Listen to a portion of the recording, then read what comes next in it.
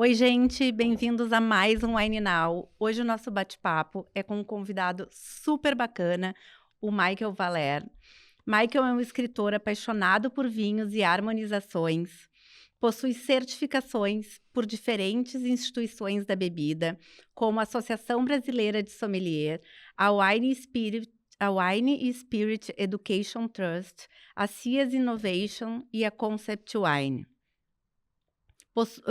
É autor de diversos livros, incluindo 101 vinhos brasileiros, e desde que já está na terceira edição e desde o lançamento vem figurando na lista dos livros mais vendidos na Amazon Brasil.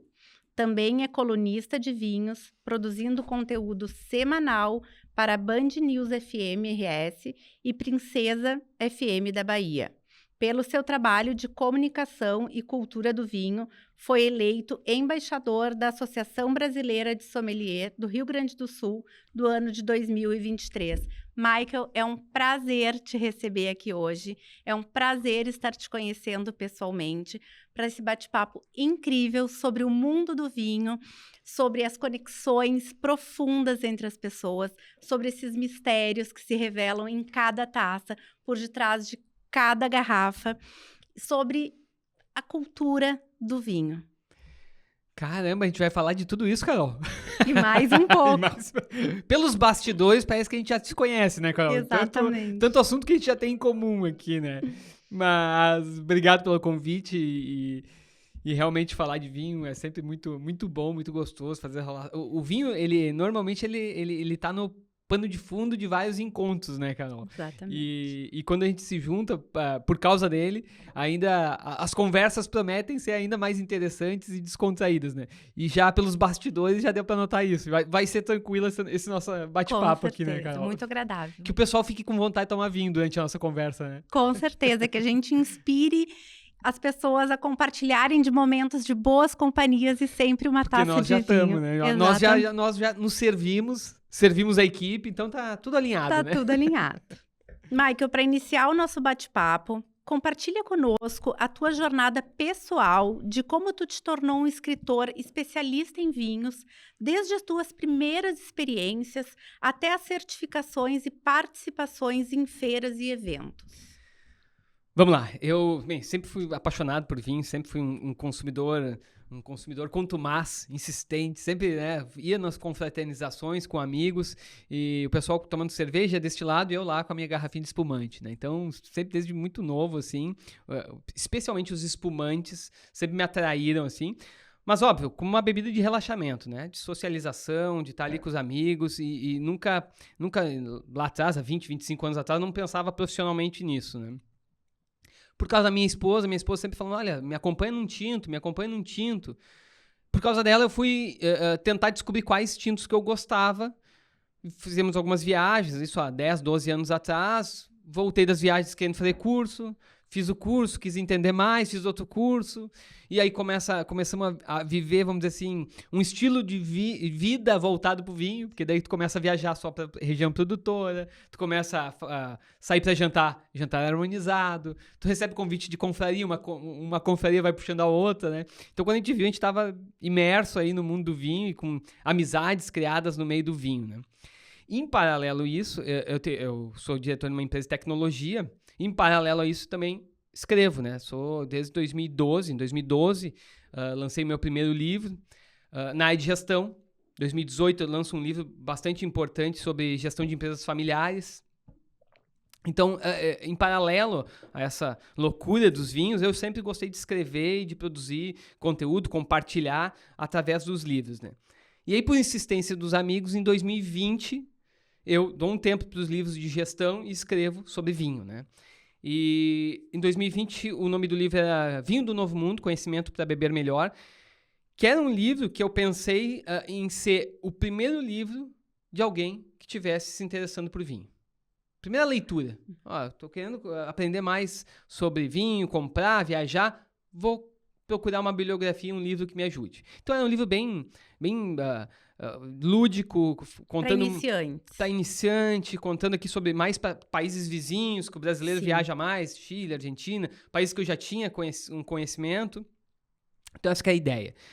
Escrevi, uma demanda me surpreendeu, assim, porque eu não atuava profissionalmente com livros de vinhos, né? Então a demanda foi muito positiva, o feedback foi muito positivo, e isso me levou a escrever um livro, então, só sobre vinhos brasileiros. O livro saiu em 2021, que é o 101 Vinhos Brasileiros. A primeira edição já apareceu entre os mais vendidos da Amazon, me rendeu um monte de convite bacana para as rádios. Eu cheguei a produzir, ao mesmo tempo, para 4 rádios do país, conteúdo semanal. Enfim, outros convites do meio, palestrar, apresentar para confrarias, etc. Em 2022, eu escrevo um livro só sobre uma região dos Altos Montes. Já teve convidados dos Altos Montes aqui, que eu estou sabendo, né? E ano passado, nesse mesmo ano 2022, sai mais uma edição dos 101 Vinhos Brasileiros. E ano passado sai o 101 Vinhos Brasileiros, edição 101 Produtores. Que é uma continuação, é uma terceira edição, mas é um livro todo reescrito. Ele continua seguindo o conceito de contar histórias, falar sobre turismo, harmonização, avaliar vinhos, mas num livro maior, mais fotos, mais histórias dos produtores. São 101 produtores distintos, diferentes. Então, eu passei, vamos dizer assim, 2 anos ouvindo os leitores para poder produzir um novo livro nesse conceito. E tem sido muito feliz. Em dezembro, esgotou o estoque na livraria que eu fiz o lançamento. 5 dias depois, estava em primeiro na Amazon Brasil, na categoria bebidas alcoólicas. E desde então, vem aparecendo aí entre os mais vendidos da Amazon Brasil. E é um livro que me deixa muito feliz e óbvio, né, que a gente acaba se envolvendo com a história dos produtores, é inevitável, né? Mas, sobretudo, é um livro pensado no consumidor de vinho. Eu tento sempre avaliar os vinhos, não que sejam a lista dos meus 100 vinhos preferidos, mas que seja uma lista de vinhos que agrade o maior número de pessoas com seus diferentes gostos. Democrática. Exato, Eu sempre avalio um vinho pensando para quem vai gostar, quem vai se interessar por esse vinho, né? Então essa que é a ideia, fazer obviamente, evidenciar a produção nacional, mas pensar muito no leitor. O que eu gostaria que o leitor bebesse, experimentasse, para onde ele viajasse, a harmonização que ele faria. Então é isso que eu fico pensando quando eu trabalho nesse projeto dos 101 Vinhos Brasileiros. E, enfim, em paralelo, hoje eu estou no ar na Band News FM, são 150 semanas no ar, é um trabalho legal. Hoje, em mídia tradicional, eu acredito que seja a única coluna semanal que há 150 semanas estamos aí falando de vinho, e isso é importante. Você imagina, um estado que mais produz vinho não ter um espaço assim, né? E graças a Deus estamos lá 150 semanas. Falo hoje também para o estado da Bahia, também mais de 100 semanas no ar. E, enfim, é um prazer poder compartilhar, é um prazer mobilizar as pessoas, né, a ouvir um pouquinho de vinho, a falar um pouquinho de vinho, né, e beber um pouquinho de vinho, né. Então, é nesse contexto aí que eu acabei me envolvendo mais com essa cultura do vinho, né. Promover a cultura do vinho.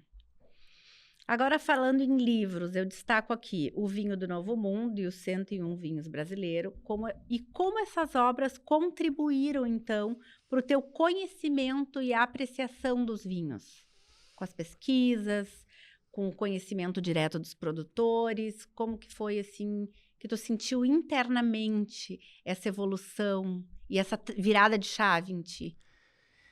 É muito, bem, todo mundo que é aqui do Sul, né, eu acho que sente isso, né, no momento que tu começa a frequentar as regiões, a gente tem uma coisa diferente aqui, que é o acolhimento, né? Sim. Eu recebo muitos amigos de São Paulo, de outros estados, que no final da viagem sempre me olham, olha, que atendimento é esse, né? O pessoal acolhe de uma forma diferente na Serra Gaúcha, nas regiões produtoras.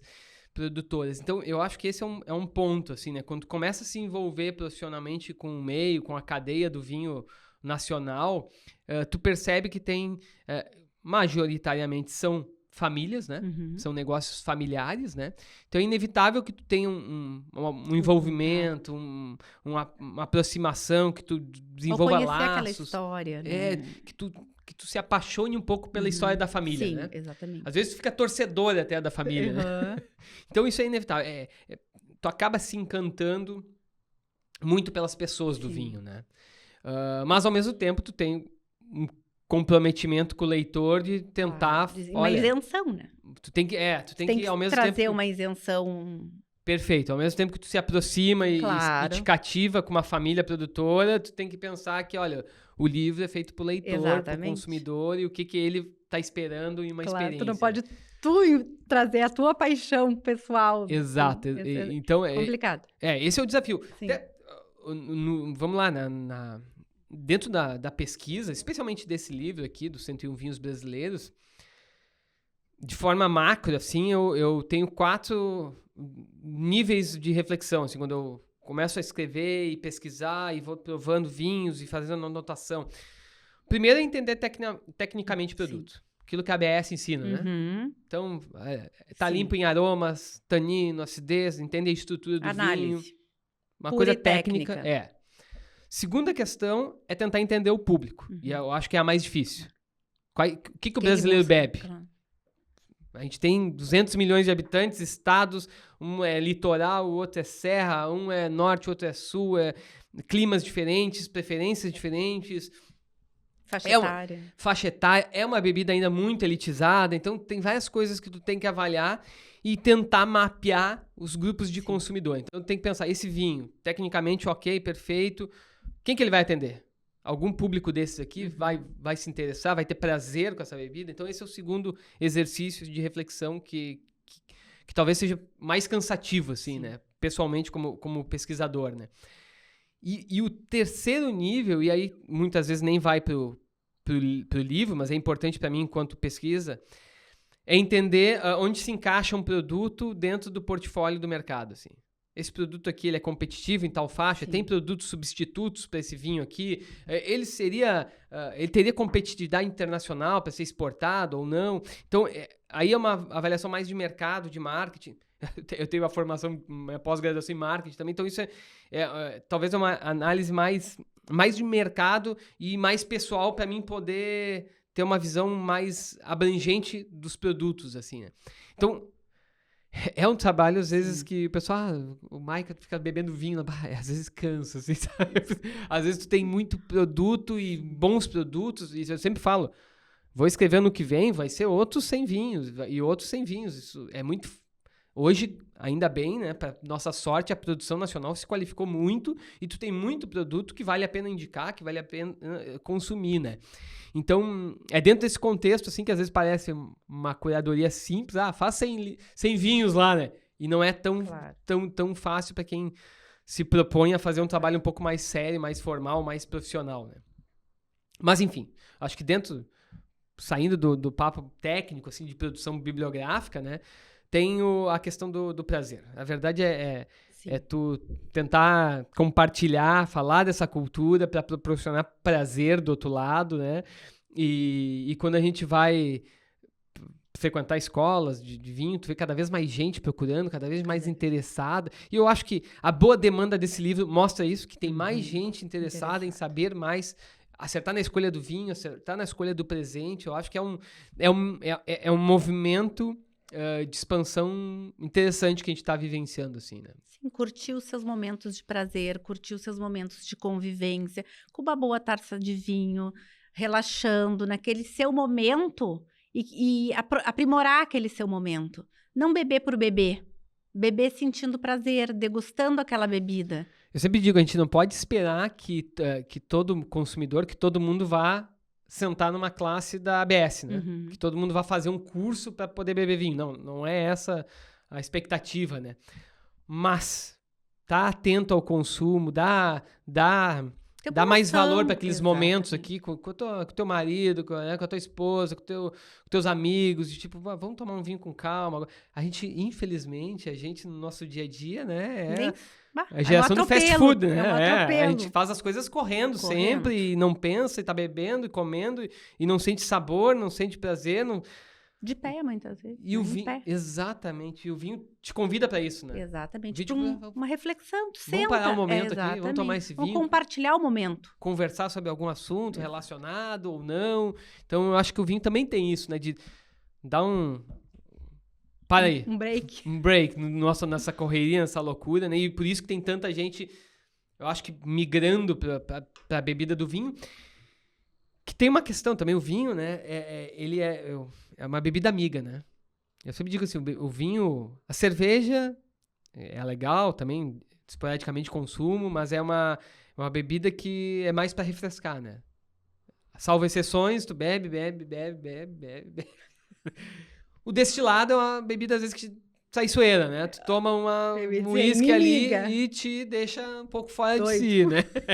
Doido rapidinho. E o vinho não, o vinho ele vai te ajudando, né? Ele vai te soltando a língua, ele vai te soltando as ideias, ele age a teu favor e vai te dando alguns sinais, né? Exatamente. Então, eu acho que o vinho, né, nesse contexto de relaxamento, de ele pausar vem o momento, ele vai te levando, assim. Exatamente. Algumas pessoas não ouvem ele, né? Então, bom, mas daí, né, cada um sabe disso. Exato, né?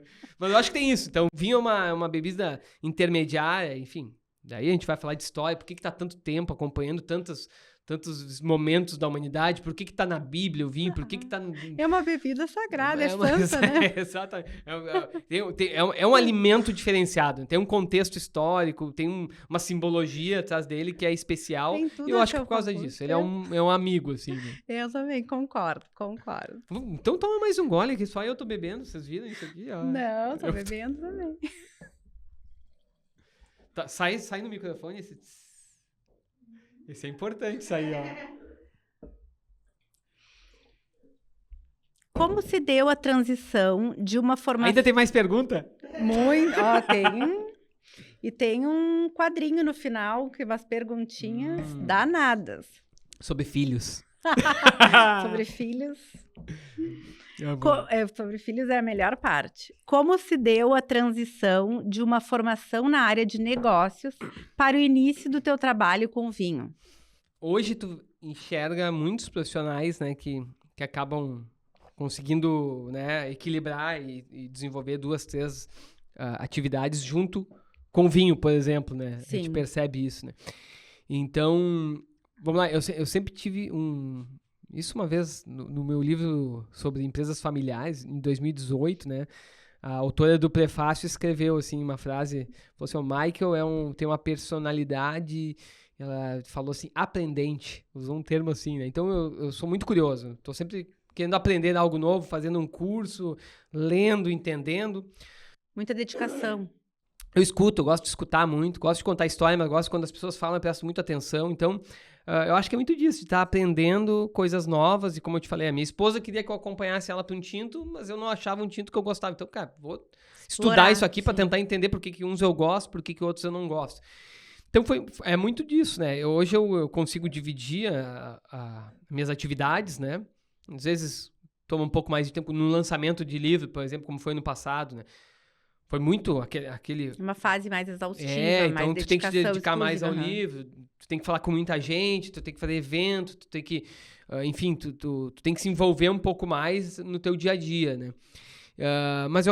Mas enfim, aos poucos são demandas que vão acontecendo e aos poucos tu vai tentando administrar um pouquinho aqui, um pouquinho ali. Muito evento de vinho acontece de noite, acontece no final de semana, então isso ajuda também, né? Quando acontece no interior, tu vai lá num dia, volta no outro. Sim. Então, pra mim tem sido natural, né? E tem algumas atividades que tomam um pouco mais de tempo, mas vamos lá, quando tu gosta de algo, né? Tu dá um jeito, né? Então, exatamente. Tanto quanto eu gosto lá do meu trabalho que eu faço com softwares lá, quanto as rádios pra mim é um grande prazer estar toda semana lá conversando com o pessoal, receber esse feedback. Enfim, eu te comentei nos bastidores, né? Tô indo pra São Paulo gravar aulas para um curso novo de pós-graduação da Unicinos. E aí a querida professora Sara Vink me deu uma disciplina que falei, olha... Obrigado, porque é isso que os assuntos que mais têm me interessado, sobre inovação no mundo do vinho, sobre tendências. Então pega uma parte lá de redes sociais, de vinhos naturais, vinhos orgânicos, que é uma área que eu gosto de ler, de entender e de entrevistar produtores a respeito, né? Então quando ela me deu essa disciplina, eu falei, cara, isso aí, compartilhar é um prazer, e ainda quando pega uma área que a gente é mais atento, perfeito, né? Então isso, a gente vai tentando equilibrar. Às vezes a gente tem que dizer que não, né? Quando tem algo muito fora do escopo do teu trabalho, ou do que tu te identifica, tu tem que declinar de algumas convites, né? Mas eu acho que é isso, quando tu gosta de algo, se torna mais fácil, né? Sim. Acho que é esse que é o ponto a solução pra agenda, né? Que no final é agenda, né? É a agenda, exatamente. E os filhos? E os dá filhos. atenção pros filhos. Essa agenda aí não tem como tu passar pra E outro, os né? Essa filhos não são tem a como terceirizar. prioridade da agenda, né? Aí depois a gente encaixa tudo ao redor do filho. Exatamente. A gente vai construindo a agenda conforme... A agenda dele. E dá seu jeito. E dá seu jeito, Queria conversar contigo um pouquinho sobre o trabalho do Michael como colunista de vinhos e o teu papel na divulgação da cultura do vinho e da gastronomia. De novo, eu adoro, né? Eu adoro ali com as Dá pra rádios. Os livros são um grande barato, né? Alguns são um pouco mais difíceis, como eu falei da pesquisa desse. Alguns são mais prazerosos. Só ontem eu tava gravando um podcast com a Patrícia Bins, deve conhecer. Sim. Da ABS lá, né? E ela tava com um podcast novo lá, gravamos de noite. E era sobre Altos Montes. E aí eu falei pra ela assim, Altos Montes foi o livro que mais me deu prazer de escrever. Foi um livro que a parte densa do livro, eu escrevi em uma semana. Uma semana eu passei lá visitando produtores, fazendo as entrevistas, fazendo degustação técnica, e outra semana eu escrevi. Porque é muito estimulante, é muito prazeroso conhecer a história de famílias empreendedoras, trabalhadoras, apaixonadas por vinho. E aí o teu trabalho é pegar a essência de cada um deles, pegar o que eles realmente têm de mais interessante, de mais charmoso, de mais original e colocar isso em palavras, em páginas, né? Então, isso pra mim, eu até brinco assim, pouco tempo tu escreveu tanto, parece fácil. É fácil porque me dá prazer, entendeu? Sim. Então, as coisas que te dão prazer, geralmente é mais fácil, né? Então, tem alguns trabalhos que realmente são mais fáceis, porque é aquilo que tu gosta, é aquilo que te interessa. Tem outros trabalhos que são mais difíceis, como fazer uma curadoria dessas. Então, são trabalhos que, às vezes, por tu querer...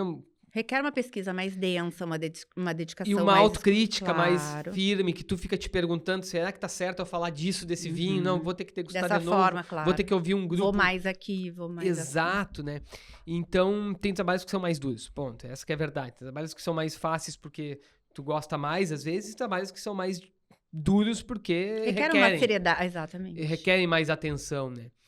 Mas eu acho que todos eles, cara, de forma geral... Vão te desafiando e vão te encantando ao longo do processo. Exato. Na verdade é isso, É isso né? aí. Vão dando prazer e daí tu... No início pode começar meio torto, mas aí ao longo tu vai descobrindo caminhos e aquilo vai tendo um encantamento e vai se tornando aquele algo a mais. Tu vai descobrindo também, né? Perfeito. Até nas dificuldades, muitas vezes, Exato, né? perfeito. E tu vai e ouvindo... Eu sempre digo, cada palavra que o leitor me escreve, eu anoto. Eu absorvo de alguma forma.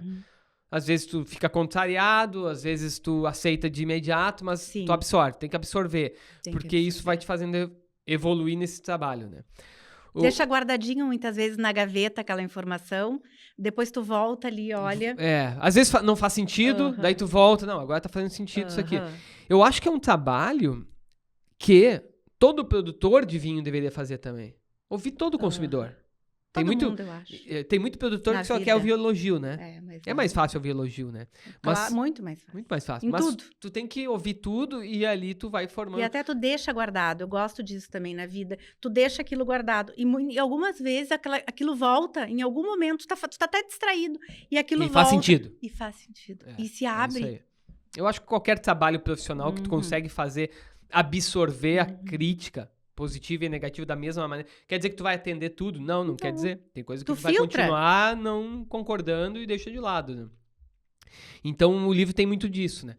Já os outros conteúdos, palestra, os rádios que eu adoro fazer, tu tem, às vezes, um feedback mais imediato, uma né? troca, né? Essa troca que é muito bacana, né? Ano passado, teve uma ouvinte... que eu também distribuo daí esse conteúdo, eu acabo distribuindo na minha rede social, então tem bastante gente que vem pela rede social falar de algum conteúdo. Mas ano passado teve uma ouvinte daqui da Band News Rio Grande do Sul que no chat botou assim, né? Eu sempre entro pra cima, né? É um programa de entretenimento, né? Eu entro dentro do programa Happy Hour, toda sexta-feira, 5 da tarde. Eu entro dentro do programa, que é um programa de amenidades, especialmente por ser uma sexta-feira, né? Sim. O pessoal quer ligar o Já rádio num horário também. de Happy Hour, claro. né? E aí eu tento entrar sempre pra cima, dando uma risada, fazendo uma brincadeira com os apresentadores, né? E aí teve um ouvinte que escreveu lá no chat do YouTube, porque também é transmitido pelo YouTube, né? Esse rapaz tá sempre feliz. Será efeito do vinho? E eu falei, acertou. Exatamente. Então, ali, as rádios é um barato. Eu adoro fazer, porque é isso aí. Tu tenta, de novo, falar de vinho, compartilhar uma cultura, mas sempre tentando não ser enochato. Então, tu tá sempre, tu vai um pouquinho ali, solta. Também, né? Exato. Tu usa um termo mais técnico, daí percebe que não deu certo, não tu colou. Troca. Eu tenho uma parceria muito boa, os apresentadores, adoro eles, Vicente e Ana Cássia, então eles mesmo, às vezes quando eu falo algo, 60 meses de autólise. Que é isso, Mike? O que tu tá falando? Autólise? É porque de vez em quando tu faz uma pergunta pra uma pessoa, tu te arrepende de fazer a pergunta. Porque, tem isso, gente, eu só queria saber um detalhezinho, por favor. E eu até brinco, não, se quer resposta curta, não me pergunte, porque eu gosto de contextualizar, né?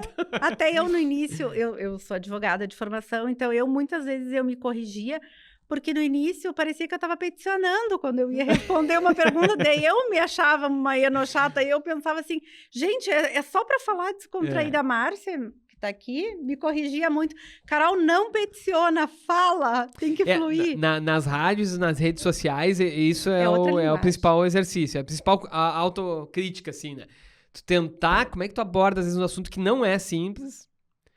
De uma maneira leve. De uma forma leve, mas também não tratando a audiência como uma criança, né? Exatamente. Então, tem que achar o termômetro, né? Aí eu acho que é o desafio da comunicação, tanto nas rádios quanto nos meios digitais, rede social e tal. Esse que é o... Como ser leve e não ser superficial. Exatamente. E ao mesmo tempo não ser enochato, né? Exatamente. Um fácil, desafio, né? Não é fácil. Tem que achar aquele ajuste fino. E eu olho bem lá no início, de vez em quando, eram uns textões, assim, textão ali. Eu digo, o que é isso, gente? Nem eu me aguento. Sabe que eu tava viajando com uma família amiga, muito querida, amo de paixão, assim. E daí, a Lívia, a Laura... Eu vou mandar pra ela o link do podcast pra elas verem depois que eu vou contar essa história. Amo elas, minhas irmãzinhas. E tava os pais dela, né? E eu também adoro ele, o Eduardo. E aí, nós estávamos no Dutch Free ali, vendo vinho, e ele é apaixonado por vinho, aquele cara que toma uma garrafa de vinho todo santo dia, não estuda, mas é um cara que, sabe, tem uma percepção dos vinhos muito, muito aprimorada, assim, né? Muito aguçada. E aí ele pegou um vinho chileno na mão e me perguntou assim, Michael, esse aqui vale a pena? É bom? E aí, eu discorri, né? E aí eu vim com a tese. Ninguém te segurou. Olha, esse vinho pra Carvalho, não sei o quê. Era só sim ou não. O senhor tá acostumado com esse estilo, gosta mais desse estilo, o senhor vai gostar, se não isso aqui. Ei, Michael, era só sim ou não. Daí terminei, sei lá, 3 minutos, 4 minutos falando, ele olhou assim, tá, mas é bom ou ruim? Era só sim ou não. Eu só queria saber se é bom ou ruim, só... desculpa, falei, tá, bom, compra. Resumindo, era a alternativa A ou B, era assim ou não? Então é isso que às vezes a gente tem que se policiar, porque é inevitável, de quem estuda, de quem, enfim, lê mais, de quem tem esse trabalho mais de tentar decifrar os vinhos, às vezes tu tem que rapidamente tem que conseguir criar, às vezes criar metáfora, alguma figura de linguagem, criar um subterfúgio, para que tu... De vez em quando é um sábado de noite, teus amigos, eles só querem beber. É pra comprar ou não é pra comprar esse troço aqui, né? É bom ou é ruim? Presta ou não presta? Vamos beber ou vamos... Tem uns amigos que eu maltrato. Eu mando áudio de 5, 10 minutos, eu falo, tá me perguntando, toma isso. Tu manda uma live. Escuta esse podcast aqui, ó. Mas tem amigos que não, tá, beleza, cara, compra aí, tu vai gostar. Esse é o teu estilo de vida. Eu vou te dar o que tu quer, sim ou não? Tá ótimo. Agora um pouquinho da tua visão sobre a importância da comunicação e educação no mundo do vinho, claro, incluindo o teu papel como embaixador da Associação Brasileira de Sommelier do Rio Grande do Sul. Assim, eu fiquei muito feliz no passado, né? Foi dentro de uma programação da ABS lá. Fiquei muito feliz de ter lembrado do meu nome, né? Eu me identifico com várias pessoas que estão lá dentro, assim, com o trabalho de várias pessoas que eu vejo que é bem comprometido com a cultura do vinho, Eu vejo que não vai além da questão comercial de vender curso ou de vender vinho. Então, eu acho isso muito, muito interessante. Acho que a ABS Rio Grande do Sul hoje é uma das principais entidades que promove a cultura do vinho. Acho que eles têm um portfólio interessante de cursos. E na pandemia eles deram um boom com cursos online, né? Então eles conseguiram estruturar um plano assim para não parar o ensino de forma remota e que tem dado muito certo, né? Então eu sempre tive próximo deles no sentido de apoiar algumas ações. Quando tem jornada do sommelier, quando tem o leilão beneficente dos vinhos que teve agora, eu achei excepcional. Enfim, tudo que é tipo de ação que eu vejo que eu posso apoiar de alguma forma, eu acabo repercutindo isso, né? Sim. Não só na rádio, não só na rede social, mas no meio em que eu estou inserido, entre amigos, entre outros produtores, enfim. E eu acho que isso aí eles reconheceram com a questão desse título aí, né?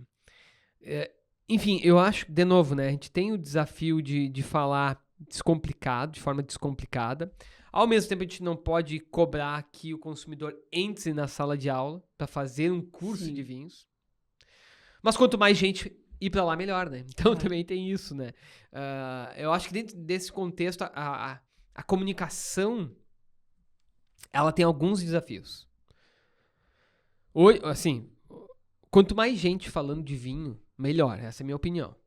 Putz, aqui quando eu vi ali, me mandaram o convite, eu já tinha visto a marca aqui, eu falei, cara, que legal, tô fazendo um negócio profissional, falando de vinho, convidando gente bacana, é uma baita iniciativa. Eu acho que quanto mais iniciativa assim, melhor. Eu acho que o produtor, aos poucos, o produtor brasileiro tá vendo que isso é importante, que não basta fazer a comunicação de venda, que tu tem que fazer a comunicação educacional também, fazer a comunicação de... A produção de conteúdo, ela tem que ser um pouco mais do que o seu próprio produto. Sim. Então, acho que tem muito produtor que está abrindo os olhos para isso, e isso ajuda no consumo sustentável. Em resumo, tá? Eu acho que é isso. Se tu fazer a propaganda só do teu produto, só do teu vinho, se esgota ali. Tu vai ter um consumidor que esse mês vai comprar. Mês que vem não tem a propaganda, ele não compra. Se tu começa a fazer uma produção cultural de o consumidor entender, eu gosto de vinho branco. Eu gosto de vinho branco com barrica. Eu gosto de vinho branco com barrica jovem. Eu gosto de vinho branco, barrica jovem da uva Chardonnay. Porque ele entende o que ele consome. Exato. Esse cara, quando ele tem essa consciência de consumo, ele se torna um consumidor rotineiro. Exatamente. Ele vai todo mês comprar, ou toda semana comprar a sua garrafa, assim assado de vinho, né? Então, eu acho que aos poucos as pessoas do meio estão notando que é importante comunicar o vinho de uma forma um pouquinho mais abrangente do que só fazer marketing de venda, né? Então, eu acho que esse que é o contexto. É aí que eu me insiro no meu trabalho, é aí que eu tento trabalhar, não para vender um produto específico, mas para vender essa ideia de entender melhor as preferências e consumir, colocar o vinho na rotina de consumo, né? Sim, ampliando esse leque. Eu acho que esse é um desafio. E aí, olhando mais especificamente para os comunicadores de vinho, eu acho que tem muita gente falando, acho isso muito bom, mas acho que a gente está no momento de decantar isso. Fale de vinho, mas não tenha preguiça de estudar e pensar bem no que tu vai falar sobre o vinho, né? Hoje tem muito conteúdo de baixa qualidade circulando e às vezes só criando mais confusão do que esclarecimento, né? Então eu acho que a gente tem 2 desafios. O primeiro, os principais agentes entenderem que a gente precisa de uma comunicação voltada para a cultura, para o conteúdo, para a educação do vinho. Esse é um ponto. E aí muita gente já entendeu, como eu disse. E o segundo ponto é qualificar esse conteúdo. Sim. E aí não é só do vinho, né? Todo tipo, com a internet, todo mundo, geração de conteúdo, e a qualidade caiu. E por isso que eu sou ainda amante dos livros. Eu acho que os livros ainda salvam a humanidade, porque ainda tu consegue separar o joio do trigo, assim. O livro tu consegue fazer... vamos lá, ontem eu tava conversando. O livro tu tem pouca chance de errar, né? Na rede social tu posta, me arrependi, vai lá, deleta, edita e o livro tu tem que pensar 2, 3, 4 vezes, tu passa pela revisora, volta pra ti, tu revisa mais uma vez, volta pra revisora, volta pra o editor, o diagramador, olha lá, tá, mas olha aqui, tem uma palavra aqui. Então, tipo, são várias mãos até tu levar isso pro mercado, pro leitor, né?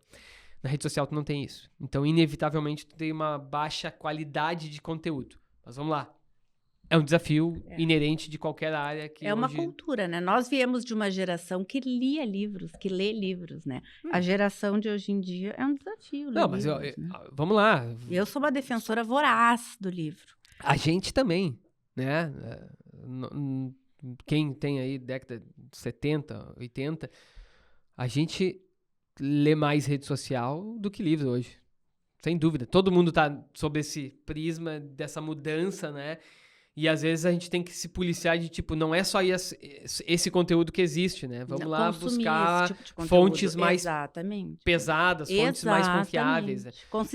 Consistentes. Né? E, de novo, muitas vezes não tem certo e errado, mas é tu consumir as diferentes fontes para poder criar a tua verdade, né? O teu conceito, né? Não, até nós estávamos conversando aqui, brincando antes de começar o podcast, falando de senhas, não sei o quê. Eu disse, as minhas senhas originárias foi uma senha gerada na época da minha faculdade da PUC, que era a minha senha que eu ganhei na biblioteca da faculdade. Porque na nossa época nós frequentávamos a biblioteca. Eu não sei nem se existe hoje em dia, acho que... né? Eu acho que as pessoas não frequentam. Eu me lembro que nós íamos na biblioteca da faculdade, procurava alinhado na prateleira, com uma etiqueta, era um trem. Pra tu achar o livro, era um trem, era número. E tu não devolvia, tinha multa, não, né? Era, sei lá, 3, 5 dias que tu ficava com aquele... Eu fazia direito, então era código, aqueles livros grossos. Tu ia pra biblioteca fazer o teu trabalho, né? Tu tinha que ir lá, tu tinha que passar a tarde lá. Um silêncio sepulcral na biblioteca, ninguém podia dizer uma palavra. Tudo tem um lado bom e um lado ruim, né? O lado bom é que a cultura tá mais próxima de todo mundo, né? Tu não tem... O acesso é mais rápido hoje em dia. Tu tem uma democratização, mas de novo, tu tem essa questão de qualificação que tu tem... Às vezes é difícil, né? Às vezes eu mesmo vou procurar conteúdo e pesquiso.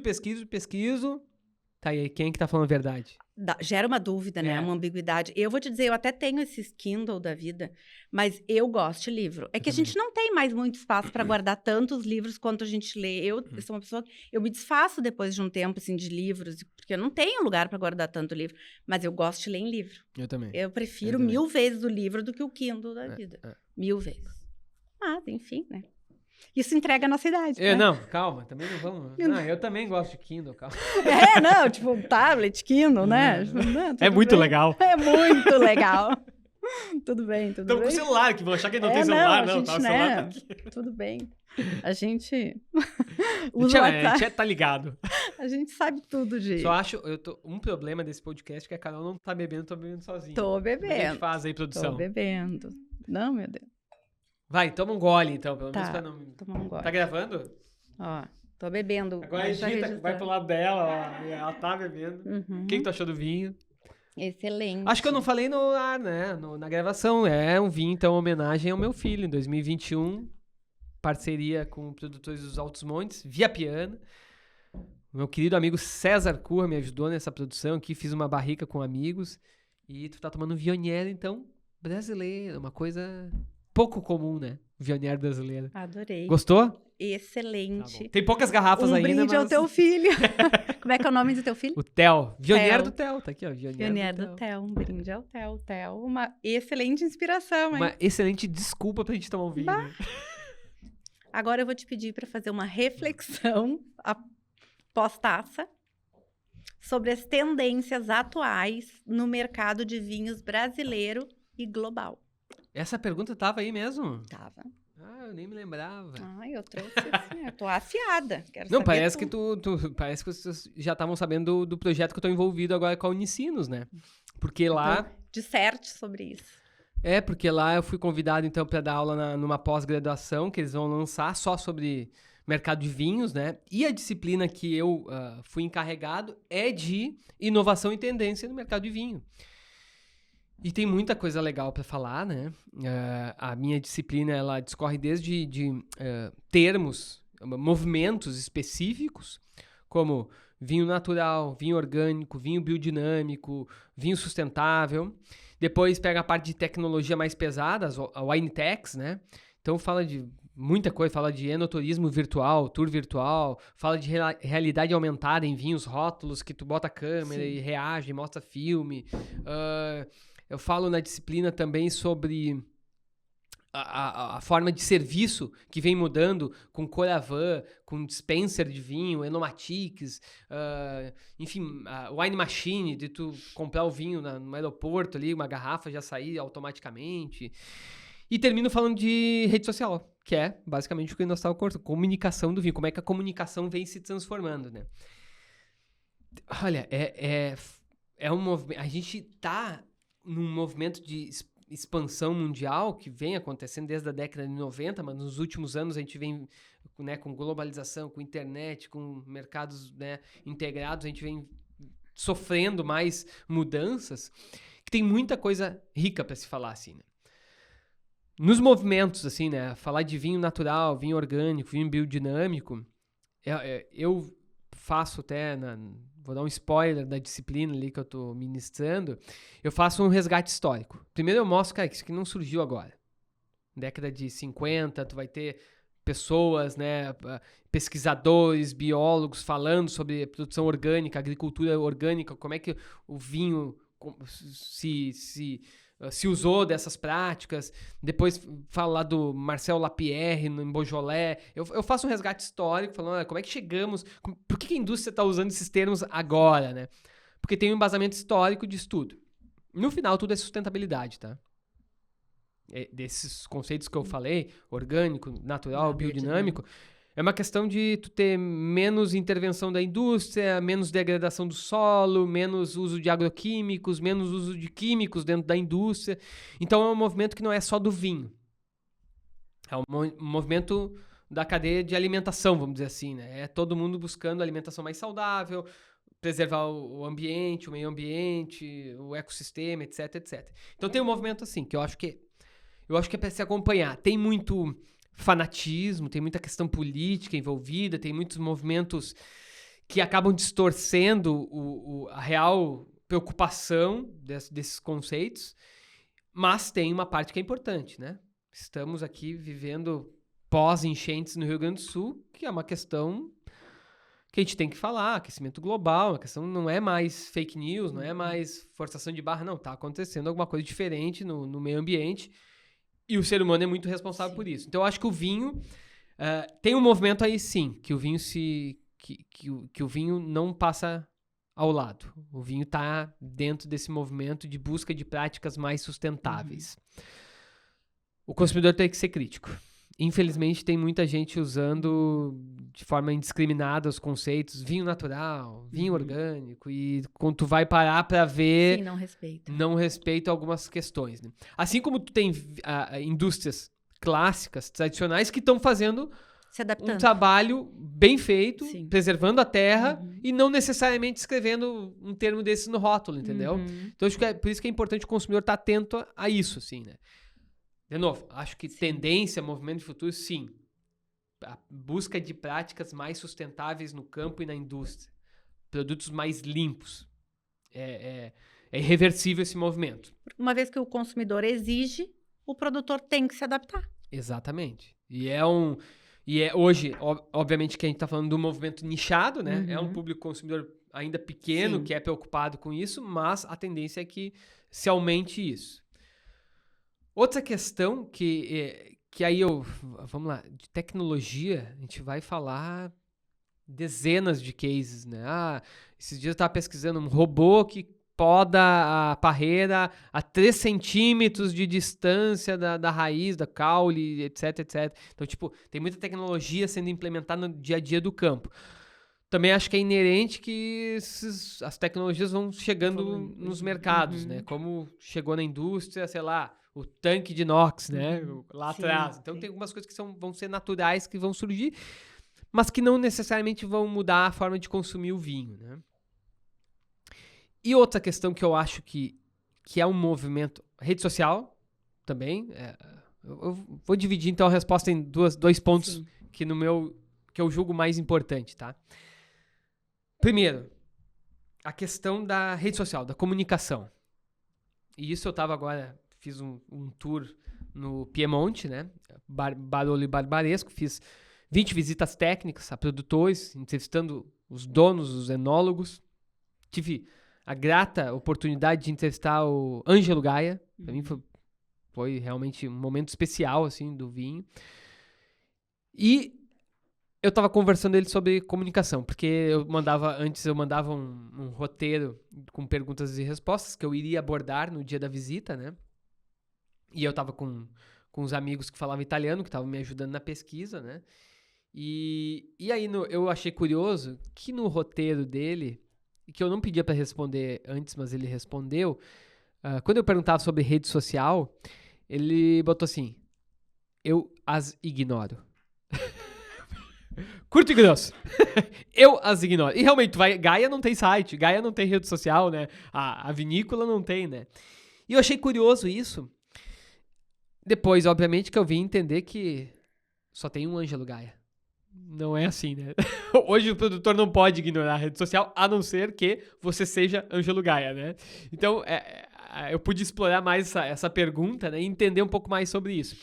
Mas uma questão que ele acabou contextualizando, que eu achei muito interessante, e aí falamos de tendência, de movimento, a gente tinha, até a década de 90, 2000 e poucos, o principal promotor de conhecimento do vinho, o que eram?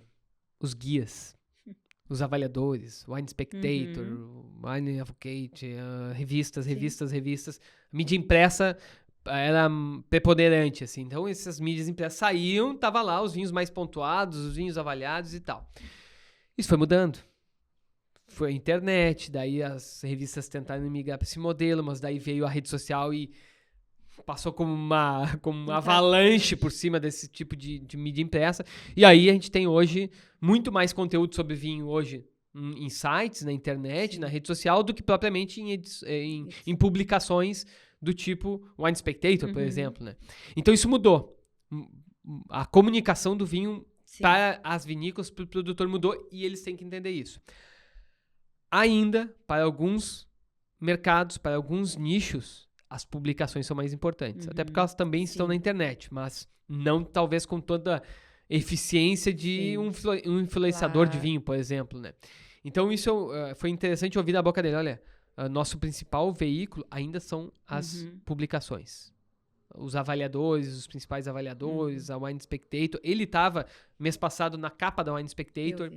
Então, tu tem esse movimento. Para alguns públicos, para alguns nichos de mercado, ainda a gente vai ter essas publicações ainda como principais comunicações, né? Mas para todo demais, a rede social ainda acaba sendo mais importante. Então, eu acho que essa é uma tendência de se reforçar e dos produtores trabalharem melhor com a comunicação digital. Sim. Então, como movimento futuro, eu acho que a gente vai ver coisas mais interessantes acontecendo na rede social, nas mídias digitais para o vinho, né? Enfim, em resumo, eu acredito que seja isso, assim. Mas, vamos lá, falei de 3 aspectos. O terceiro, e aí é uma questão talvez mais conceitual, é a identidade do vinho.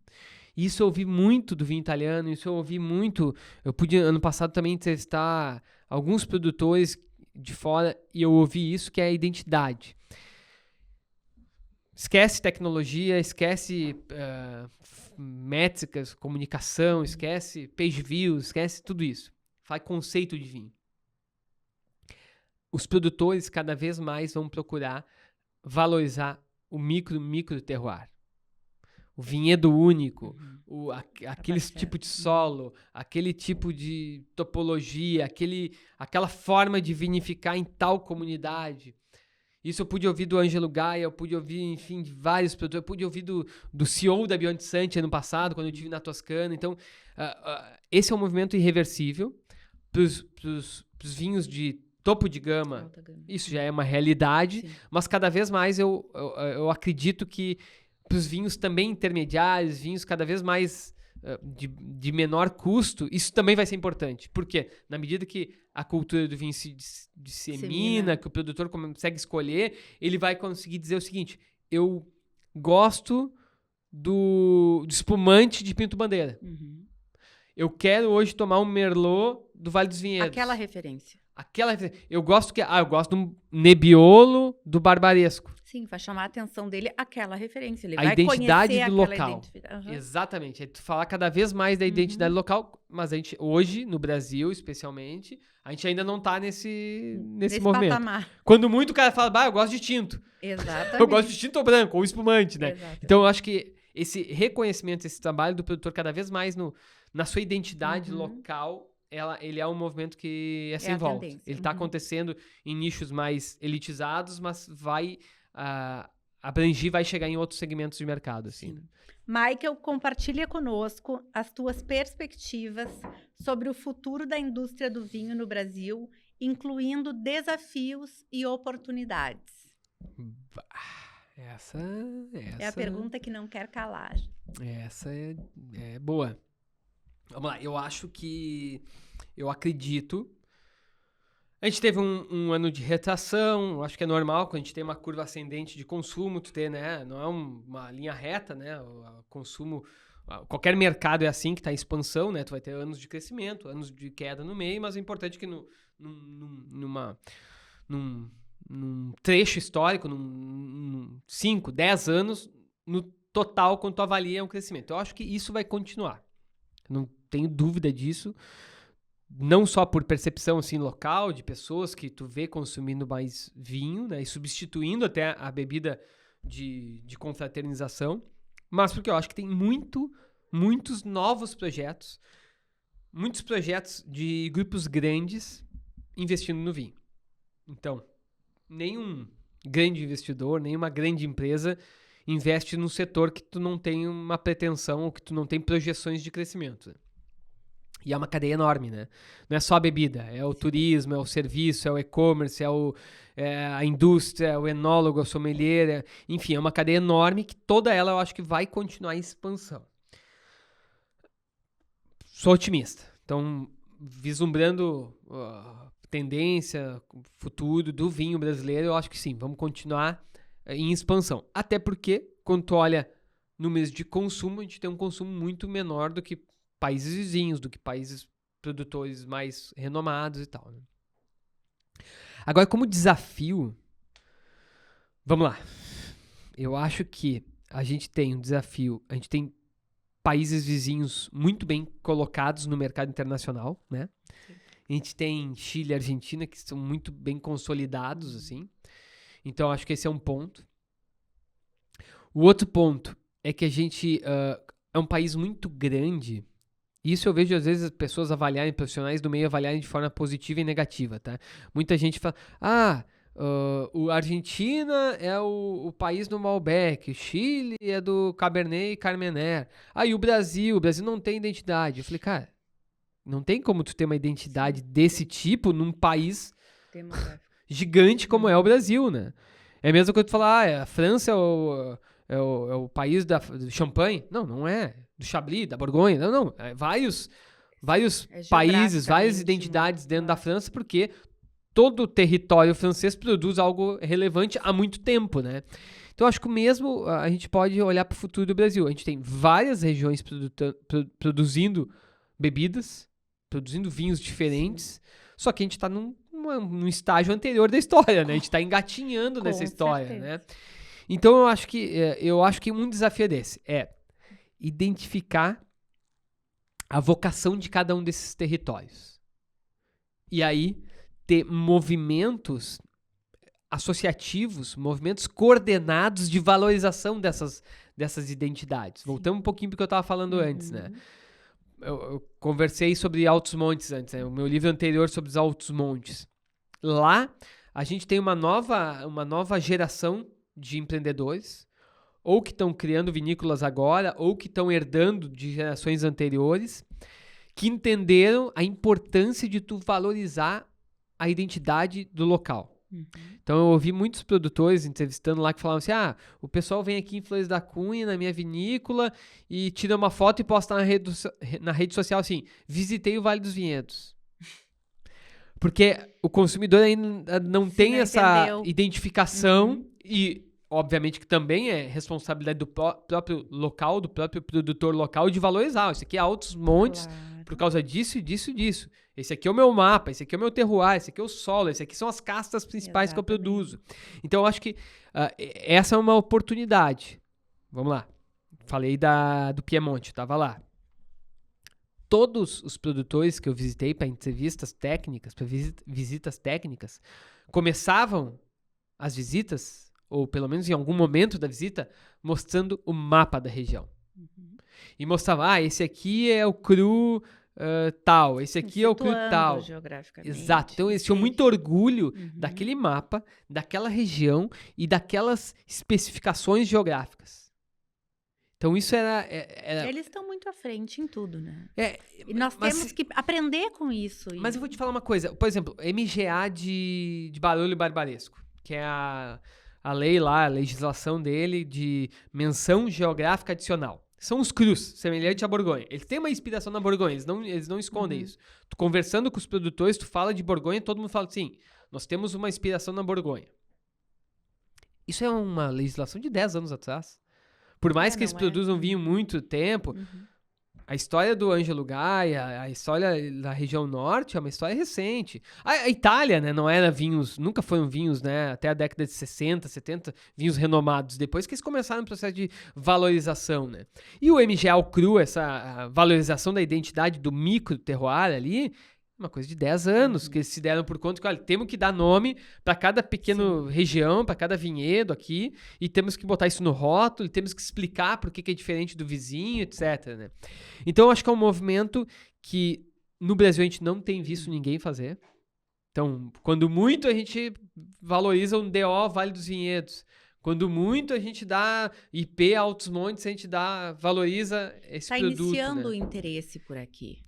Eu acho que é um movimento que tem que partir do produtor, porque aos poucos ele vai estimulando o consumidor. Exatamente.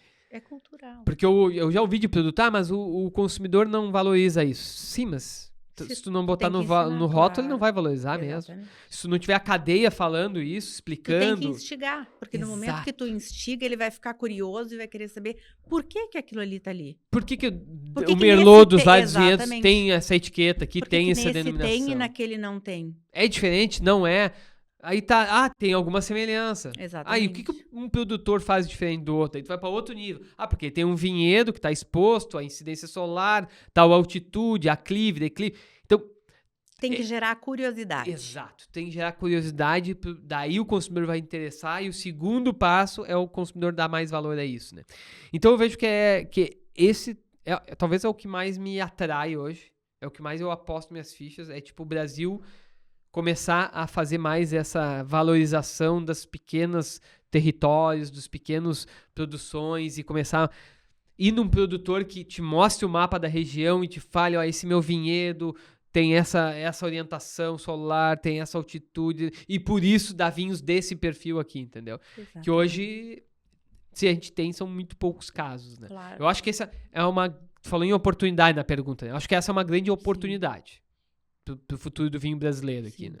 O que nos move mesmo é a curiosidade, não é o que te move. O que nos tira da zona de conforto é a curiosidade. No momento que o produtor instigar o consumidor, provocar essa curiosidade, eu acho que vai gerar esse movimento. É uma boa história sempre ajuda a vender o vinho.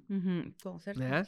A história da família, a história de uma casta, a história... Tu cria aquela história, né? Exato. Uma história bem contada. Mas quando enredo. Exato, mas quando tu tem história...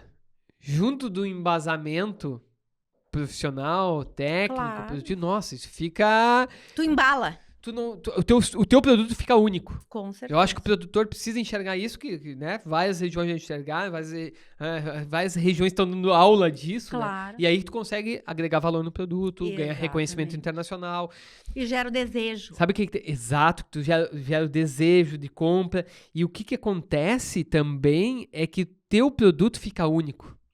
Tu vai parar de comparar o teu Malbec com o Malbec argentino. Não, mas esse Malbec aqui, desse vinhedo, dessa região, desse perfil, o consumidor para de fazer as comparações. Não, mas esse é o vinho dessa comunidade. Tu quer ele, tu não quer o Malbec. Não, eu quero ele. Então, enfim, é um caminho...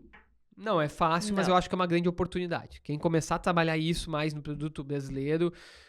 e bater nessa tecla desse micro terroir, dessa vinhedo específico, dessa característica bem do local, eu acho que acho que vai sair na frente daqui a alguns anos. Diquinha de ouro, ó. Pega essa dica. Então tá, chegamos no fim aí do nosso episódio. Mas, antes de encerrar o nosso bate-papo, nós temos um quadrinho que se chama Wine Drops. O Wine Drops tem isso? nada mais é do que um bate-bola, perguntas rápidas, respostinhas rápidas e tem curtas. Isso? Marília Gabriela? Tipo isso. Tipo isso. Para que eu e os nossos ouvintes e quem está nos assistindo, a gente consiga te conhecer um pouco melhor. Isso não vem no briefing, não vem na pauta isso. Não, isso é a cereja do bolo. Tá. Porque se eu te passo essas perguntas, a gente perde a autenticidade. Deixa eu ver, meus amigos que vieram aqui, o André, o André teve aí. O Diego foi o último, o Diego do Fabris. Dá pra... Ninguém se mexeu. Dá pra copiar e colar o que o Diego falou? Quero ver a autenticidade nessas respostas. Vamos lá? Vamos lá. Uma palavra que define a tua relação com o mundo dos vinhos. Paixão. Fácil. Fácil. Um vinho favorito. Viognier do Tel. Excelente. Que vinho tu indicarias para um amigo que gostaria de iniciar na experiência com a bebida? Beaujolais.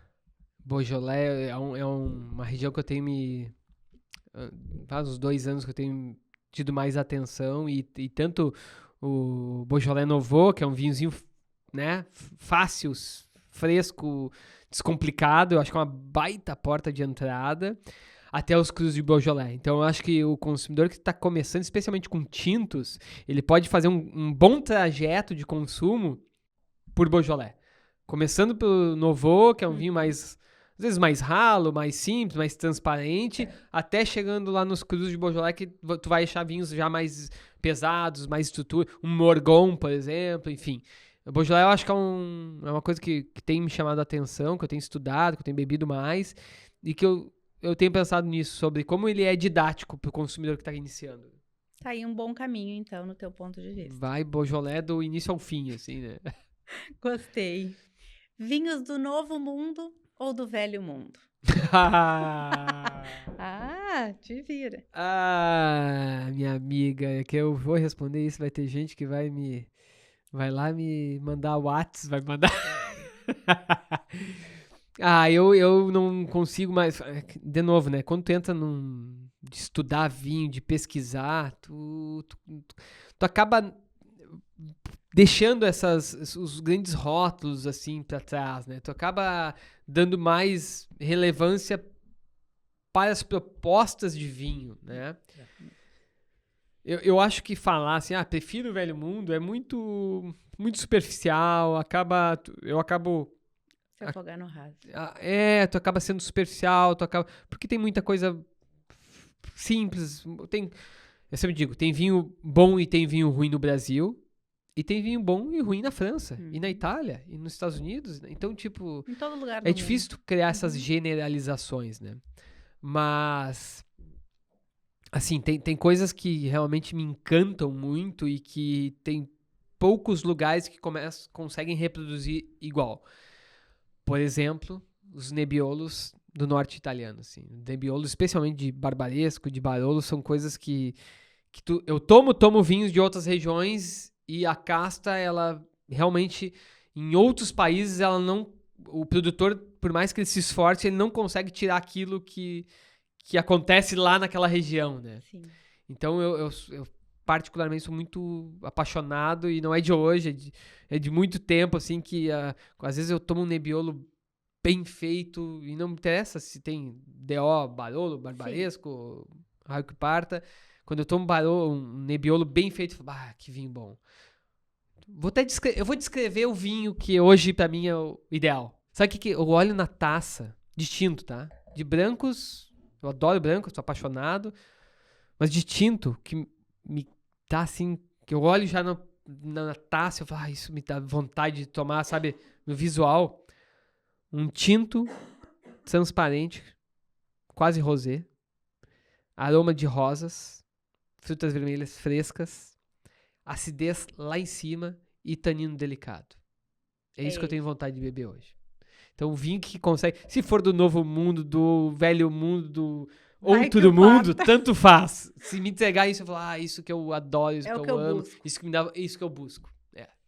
E não é fácil de encontrar. Porque mercado, né? Exato. O mercado, por exemplo, brasileiro, ele quer vinhos escuros, vinhos pesados e acaba muito produtor fazendo para esse consumo, né? Então, por isso que às vezes tu acaba achando em algumas regiões específicas esse tipo de vinho, né? Dos 101 vinhos brasileiros, as perguntas só pioram. Só fácil. Que tu explora no teu livro, teve algum que marcou mais? Assim, não é para gerar inimizade. Não, né? Nem um pouco. Não é o objetivo. Não fácil. Olha, eu tive nessa nova pesquisa, eu tive várias surpresas. De tipos vinhos que beleza, tava no escopo do projeto, tinha que pesquisar, né? Sabe o que eu mais ouço? E essa semana eu ouvi num grupo aqui, numa confraria, o pessoal sabe que eu tomo muito vinho brasileiro, sabe que, né, às vezes tem o livro, né? E o pessoal me manda uma mensagem assim: Michael, esse vinho vale isso? Porque o pessoal vê o preço, vale a pena esse preço? Sim. Preço, qualidade. É a resposta mais difícil de dar, né? São mais cirúrgicos do que tipo, cara... Pô, depende colocar preço no trabalho o que é caro pra ti, o que é barato pra ti. E não e não necessariamente a tua classe social, é o momento que tu tá. Exatamente. Tu quer gastar com vinho hoje? Não, tu não quer. Tem meses que tu tá mais propenso a gastar, tem meses que tá menos. Então é muito difícil responder essa pergunta, tá? Mas... vários vinhos me surpreenderam, porque tem muitos produtores que me mandam vinho. Isso nessa última edição foi... Eu tenho que fazer esse agradecimento e sempre que posso eu faço. Eu recebi muito vinho de bonificação, de presente, de pesquisa mesmo, né? Conhece esse vinho aqui para ver se ele se encaixa no teu livro. Eu recebi muito produtor. Teve uma época do ano que eu tinha mais de 200 garrafas para degustar lá. Então, realmente, os produtores facilitaram muito o meu trabalho nesse contexto. E, graças a Deus, ninguém me cobrou nada. No sentido de, tem que estar no livro. Não, vou te mandar um lançamento para tu ver o que tu acha. A teu critério. Então não fui cobrado por estar ou não estar. E isso eu acho que é um mérito do produtor brasileiro, mostra uma maturidade em relação ao trabalho, né? Então, teve vários vinhos que eu recebi, degustei, avaliei positivamente e depois fui ver quanto é que custava. E teve vários desses casos que eu falei, nossa, que legal que é um vinho extremamente acessível, né? E teve outros que nem tanto. Que bom que muitas pessoas poderão ter acesso a esse excelente produto. Exato, né?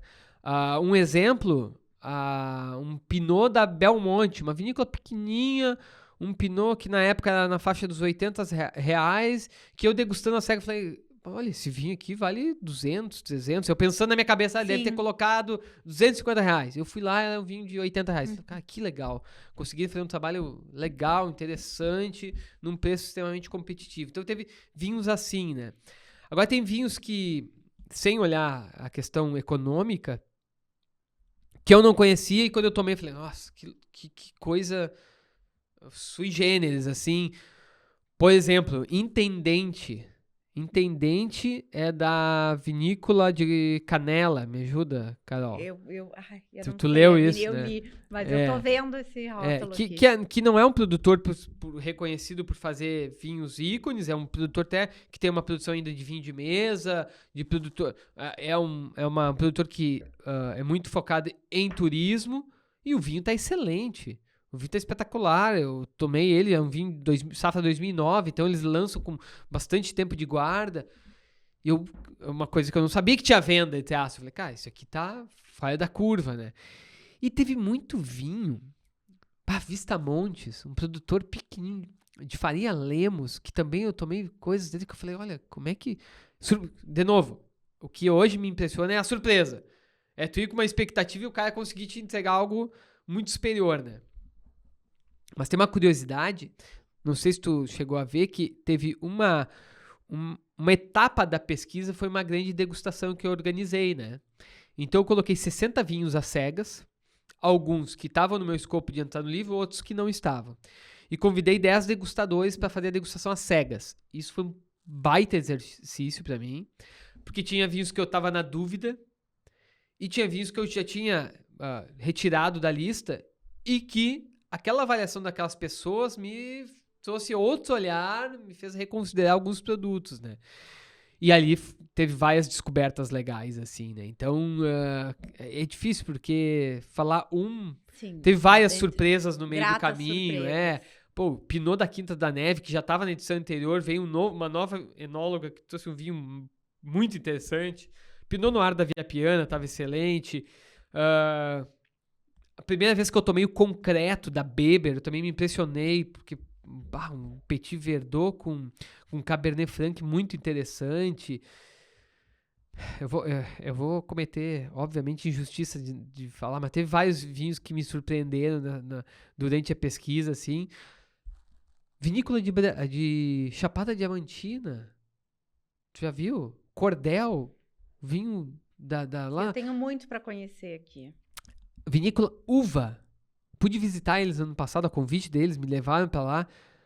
Uma vinícola que há 10 anos eles estavam fazendo a vinícola, cultivando vinhedos, e só lançaram ano passado os vinhos, e que lançou vinhos excelentes, Sauvignon Blanc bom, o Cabernet Sauvignon excelente, enfim, foi surpreendente porque é um projeto na Chapada Diamantina, não espera que vai tomar vinho bom lá na Bahia, num lugar que só ele, praticamente tem mais produtores, mas só ele de produtor relevante, assim, de maior produção, então eu acho que é isso que é legal, as surpresas, né? Muito. É isso que normalmente impacta, assim, tu tomar uma coisa que tu não espera. E não né? querendo, assim, né, ser piegas, nem nada nesse sentido, mas querendo agregar muito. Que as pessoas leiam esse livro, quem é entusiasta, quem gosta de vinhos, quem conhece vinhos, quem estuda vinhos, que se presenteie lendo esse vinho, que é uma leitura fácil, que é uma leitura gostosa. Que Pode ser uma leitura de consulta, né? Tu não precisa ler do início ao fim. Consulta, né? É uma leitura didática, mas tem um problema. E eu te falei isso antes de iniciarmos. É um bom problema. Um problema bom, porém um problema da vontade de beber e de comer. Falando assim, a grosso modo. Essa é a missão dele. Essa é a missão. Então, objetivo atingido com sucesso. Porque eu li em 3 vezes que eu me sentei, porque eu sou uma pessoa que adoro ler. E aí, eu me sentava e lia e eu dizia, gente, eu quero provar esse vinho. Eu já jantei, mas eu beberia agora, abriria agora essa garrafa tranquilamente. E eu harmonizaria com estes pratos, exatamente esses, agora. E a cada página, uma grata surpresa de harmonização. E aquela descrição daquele vinho e daquela história, eu pensava assim, gente, eu quero. Porque exato, eu posso. Eu quero. Não, eu não posso, eu preciso. Eu preciso. Diferente de... Eu preciso. Eu preciso deste vinho exatamente como ele tá aqui. Essa é a intenção. E algumas safras ali, elas já nem são mais assim acessíveis. Mas eu digo, eu quero, eu preciso. Alguns eu já conheço, eu já tive a feliz oportunidade de degustar. Outros, muitos ainda não. Mas eu vou sair com o meu embaixo do braço e vou em busca. Tu sabe daqueles que eu não tiquei ainda. Tu sabe que já veio mais de um leitor pra me falar, assim, me procurar na rede social e tal, e falar assim, eu tô com um desafio que é tomar todos os vinhos. Ah, eu também. Tá com esse desafio. Agora, deixa eu falar, um leitor... Eu acho que eu vou criar um destaquezinho ali meu. Boa! Com o teu livro e vou fazer um por um, Mike. Então eu vou te dizer... Só que eu não sei se eu vou harmonizar um por um, porque daí vai ficar... Ó, eu vou te dizer aqui, ó, pra quem tá ouvindo também ver que não é mentira, tá? @luiz.lobão. É um senhor que me achou na rede social, que comprou o livro. Ele é o cara que tá mais na frente. Tá. Ele tá tomando todos e botando na rede social. Tá. E aí me surpreende, que daqui a pouco ele vem com 3 vinhos que eu nem sabia que ele ia encontrar assim ainda. Eu falo, o cara tá levando a sério. Então, então tu tá atrasada, corre atrás dele. E aqueles que eu não consegui, tu me vai fala. me ajudar. Boa, vamos atrás junto. Eu vou ter que ter essa difícil tarefa de... Talvez não os 101, porque alguns eu já consegui, mas eu vou ticar O mais todos. difícil é o 101, né? O 101 é um vinho da década de 80 aí. Que vamos lá, só um parênteses, né, pessoal que não teve acesso ao livro. 100 vinhos são vinhos acessíveis, que estão no mercado, ou se não, se acabou aquela uma safra, safra, tem outra. outra, né?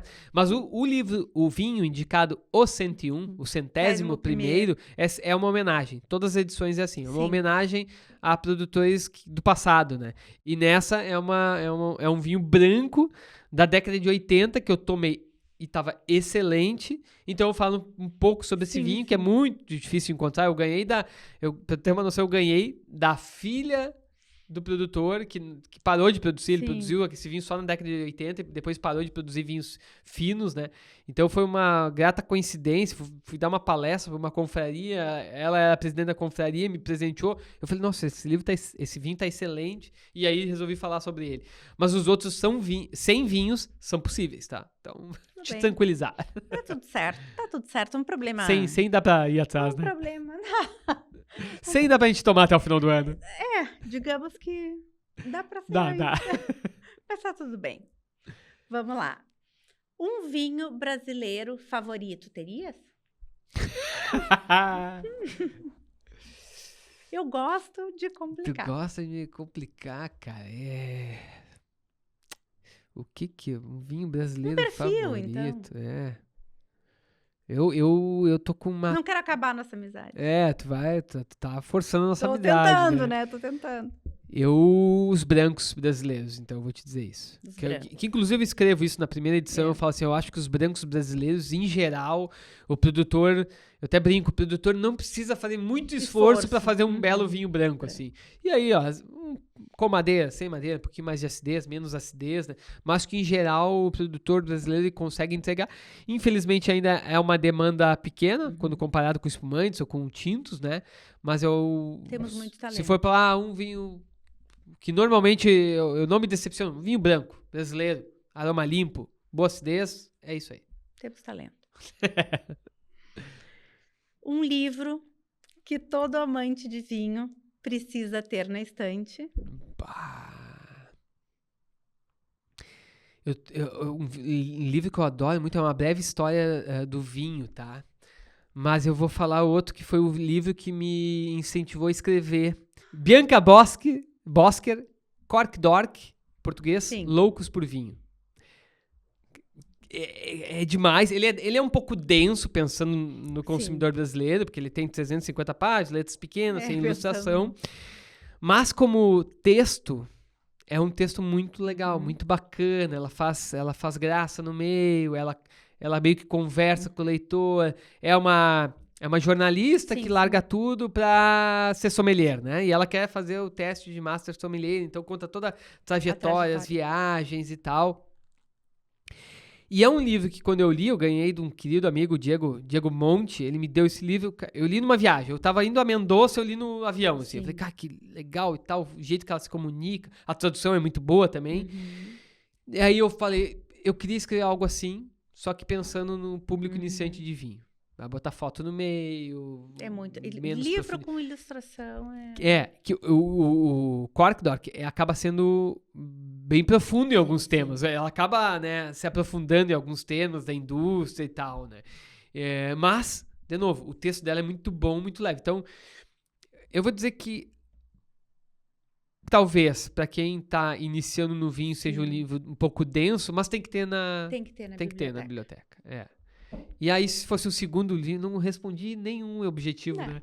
Eu diria a breve história do vinho, porque daí é muito legal. Tu vai lá atrás, vê muito no início como é que as diferentes culturas, as diferentes sociedades, como é que é a relação com o vinho, como isso vai mudando. E eu acho que também é um livro para ter na biblioteca, assim, né? Eu não vou conseguir responder uma só... Curto e grosso, né? Não. Uma experiência relacionada ao vinho que todos precisam viver. Ai, é que as perguntas também não estão objetivas. Eu vou ter que dar minha mão palmatória. Eu não tô facilitando. Não, eu vou falar da minha experiência, talvez assim, que foi muito simbólica, assim, pra mim. Que eu não sabia se seria possível, mas eu sei que é muito difícil de reproduzir ela para um consumidor de vinho. Mas vamos lá, para mim, assim, pra mim foi muito marcante, foi sentar com o Ângelo Gaia pra uma entrevista e uma degustação com ele. Foi algo que, quando eu cheguei lá, eu tinha outros produtores para visitar. Quando eu falava que ia lá no Gaia, né, o produtor falava assim, quem é que vai te receber? O filho dele? Não. E eu falei, olha, teve uma pessoa por e-mail que me respondeu que era ele, né?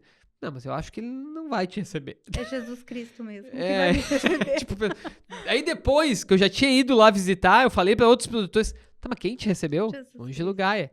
O Ângelo Gaia te recebeu? Então, tipo, os próprios produtores do Piemonte é uma coisa que não é muito comum, né? E ele me recebeu, foi um cara extremamente... Foi uma aula, foram 3 horas de aula, sem nenhuma pressa, ele respondeu tudo. Enfim, eu tava com amigos que falam italiano, mas ele tentava se comunicar em inglês comigo, com o meu inglês muito pobre.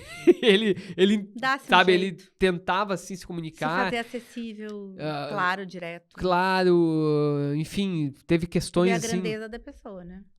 É um cara que entende, de novo, aquilo que nós estávamos falando, entende a importância da comunicação do vinho, a importância dos livros. Aliás, uma coisa do italiano, né? Eu perdi a conta de quantas vinícolas que eu visitei que mostravam, aqui é a nossa biblioteca. Aqui é a nossa sala dos livros. Aqui, enfim, nós temos um espaço reservado para a bibliografia dessa cultura. Então, é um país que dá muito valor para os livros, né? Então, eu acho que o fato do Ângelo Gaia ter disposto ali 3 horas... Enfim, serviu um barbaresco 1978 lá, que eu falei, cara, eu não mereço isso. Eu brinquei com ele assim, cara, eu não mereço isso aqui, mas obrigado por realizar um sonho aqui, obrigado. né? Então, embora eu não mereça, muito obrigado. Deus me livre, mas quem me dera. E de novo, não foi por mim, foi pelo trabalho com os livros, porque ele entendia que era um escritor brasileiro de vinhos e que, de alguma forma, aquela atenção dele era muito importante para mim continuar esse trabalho aqui no Brasil, né? Então, promovendo a cultura. Como experiência, assim, realmente foi uma experiência marcante. Ano passado eu tive com o Gianluca Bertozzi, se eu não me engano, o CEO da Beyond Santi, que também foi uma experiência demais, porque esse profissional, ele trabalhou anos na Frescobaldi, que é outra vinícola enorme italiana, então é um cara que tinha muito conteúdo para compartilhar, mas o Ângelo Gaia realmente tem uma mística ali, tem algo, tu fala, tem que escutar, assim, e é um cara, ele tem energia para falar, 84 anos, se eu não me engano, fala com uma vitalidade, assim, que realmente, para quem é atento, é uma aula, para quem gosta de observar, assim, tudo. Palavras, trejeitos, a forma de se posicionar sobre os temas, assim, realmente é uma experiência única. Que bacana, que legal. Sobreviver. A última. E agora eu acho que tu vais conseguir ser objetivo. Vinho é?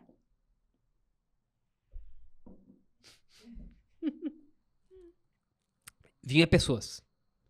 Vinho, no final da história, é pessoas. É pessoa fazendo para servir pessoa. Nesse papo de que eu bebo sozinho, meu vinho, não. O produtor, ele tá sempre fazendo para compartilhar com alguém. União. E aí, tu compra um vinho, por que tu compra? Para tomar sozinho? Compartilhar. Geralmente para compartilhar com outras pessoas. Então, a história do vinho, a indústria moderna, tanto a indústria antiga, mas, né, originária, ela tá em volta de pessoas. São pessoas tentando manipular a uva, tentando fazer daquilo um subproduto para depois gerar o vinho e passando do conhecimento de pai para filho, tradição. É pessoas, é tudo... A história do vinho, ela se confunde com a história da humanidade, né? Então, eu acho que é isso aí. Vinhos são pessoas. Mais ou menos objetivo, né? Não, foi ótimo. Michael, é isso. Por hoje é isso. Foi um prazer te receber. Por hoje é só isso. Por hoje é só isso.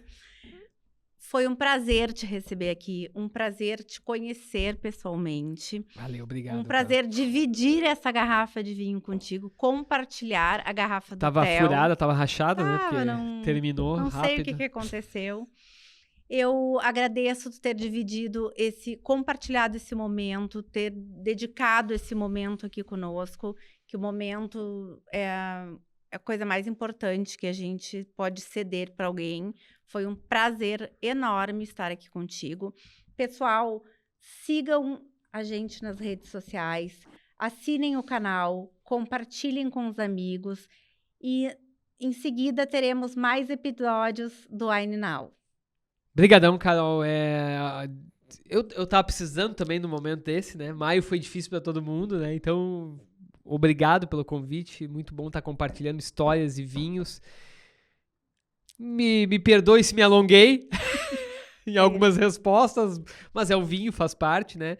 E tô sempre aí pelo que precisar, como eu disse ali, né? Pra Márcia, pra produção, sempre quando eu vejo um trabalho que tá promovendo a cultura do vinho bem feito, como o trabalho que vocês estão fazendo aqui, eu sou o primeiro a levantar a mão e tô dentro, vou apoiar e vou participar e obrigado pela oportunidade. Eu que agradeço. Valeu. Muito obrigada. Foi um Obrigadão. prazer te conhecer. Valeu.